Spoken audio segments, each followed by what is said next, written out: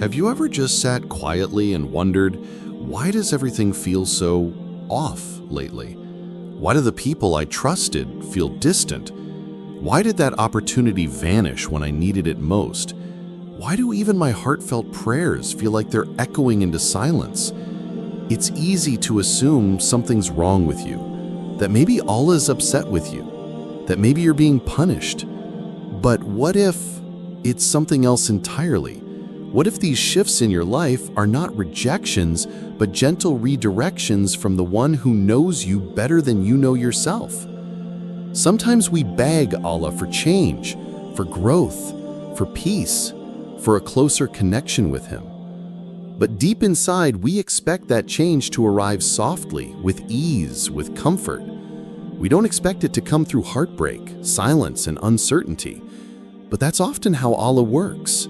Not to hurt you, but to awaken something deeper inside you. Maybe you're not being pushed away from something good. Maybe you're being pulled towards something better. Maybe that silence you feel right now is space. Space for you to finally hear your own soul, to hear the quiet call of your Lord. You weren't created to carry more than you can bear. That discomfort in your chest, the confusion in your mind, it's all seen, and it's all known. Nothing that happens to you is random. Not the losses, not the delays, not the changes. They are placed perfectly with wisdom and love, even if it doesn't feel like it right now. You see, we're so used to seeing blessings in things that look bright and successful. But what if the unanswered prayer was the mercy? What if the closed door was the protection? What if what you're calling a breakdown is really a breakthrough just in disguise? You might be looking at your life and seeing pieces falling apart, but Allah is seeing the pieces being placed exactly where they belong. That job that didn't come through, that friend who left, that plan that failed, none of it slipped past His knowledge. None of it was a mistake. It may have felt like a loss to you, but in reality, it might have been the beginning of your healing. The truth is, when Allah loves someone, He intervenes. He doesn't let their soul attach to things that are harmful. He doesn't let them drift too far. Sometimes that intervention feels like a storm, but later you realized it saved you from drowning in the wrong ocean. So instead of asking why this is happening, try asking what you're being prepared for. Try asking what kind of strength is being built in your heart through this test. What lesson is being whispered through the confusion? What old version of you is being left behind so you can become the version Allah intended you to be? Let your heart speak to Him, even if all you can say is, "I don't understand right now, but I trust you." That simple trust, even if your voice trembles while saying it, is a sign of faith, a sign that you're still holding on, and that's enough. Maybe this is the season where Allah removes the noise so you can return to Him in peace. Maybe He's slowing down your plans to speed up your transformation. Maybe He's pulling you away from things you thought were right so He can give you something far better than you imagined. You are not being ignored. You are not being left behind. You are not forgotten. You are being gently, lovingly moved toward the path you were always meant to walk.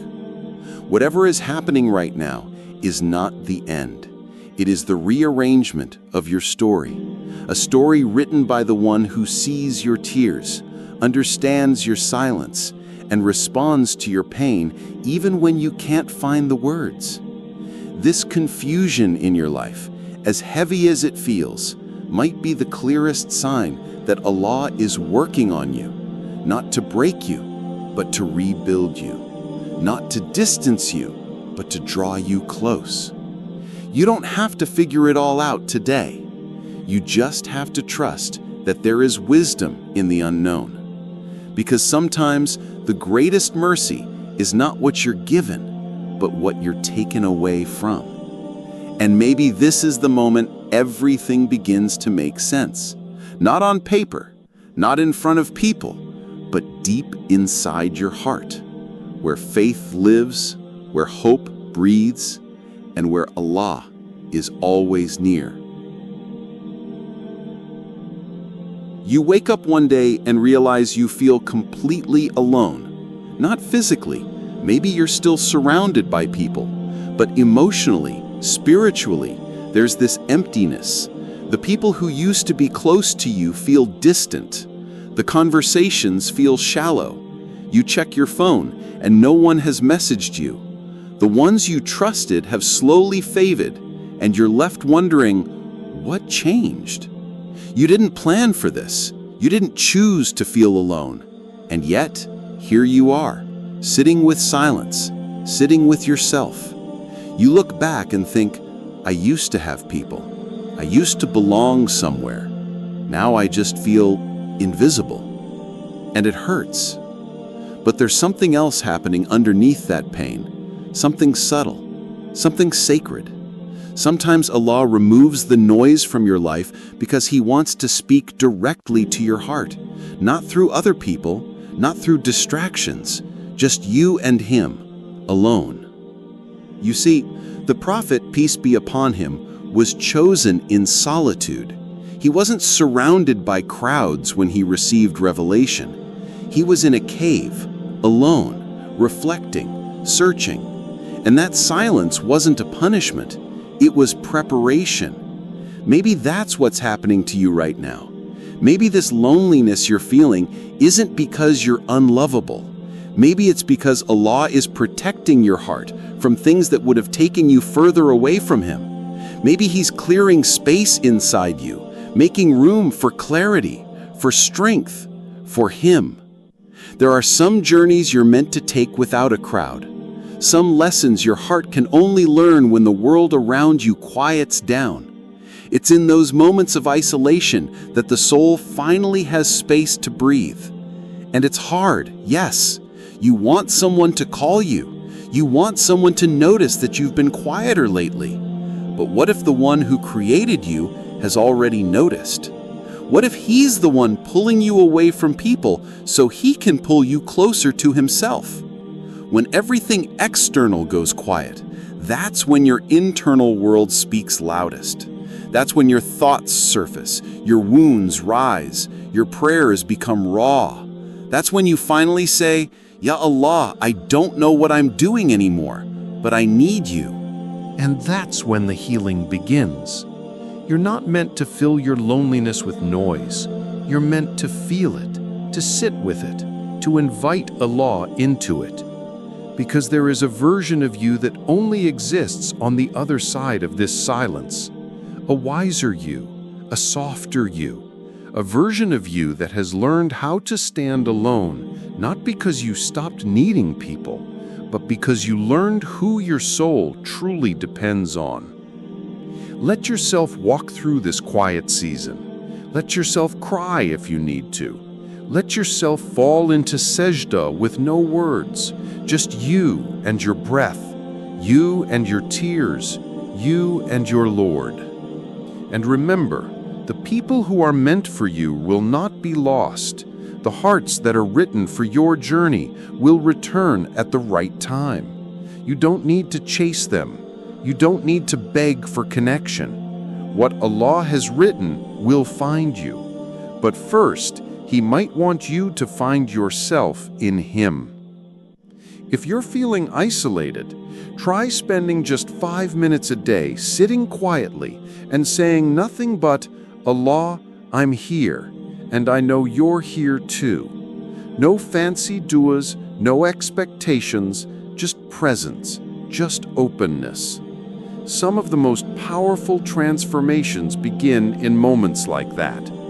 Don't fear this space you're in. It's sacred. It's not emptiness. It's a divine invitation. An invitation to pause, to turn inward, and to let your relationship with Allah become the most intimate connection in your life. You are not being punished. You are being prepared. You are not forgotten. You are being chosen. And this quiet time may be the exact ground where your greatest spiritual awakening will begin. Stay with it. Stay patient. Let your soul soften in the solitude. Because even in this silence, you are being heard. And even in this loneliness, you are deeply, deeply loved. You had plans. You had a vision. Maybe you were finally moving forward. Your career, your goals, your healing. Things were starting to feel stable.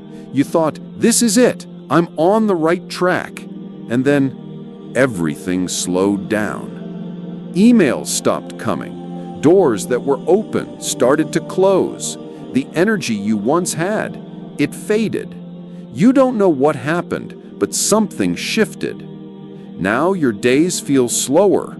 Your dreams seem paused. You're trying, but it's like life hit a red light and you weren't prepared to stop. And what hurts most is not knowing why. Why now? Why after everything I did to get here? But slowdowns are not the same as setbacks. Sometimes the pause is not a punishment.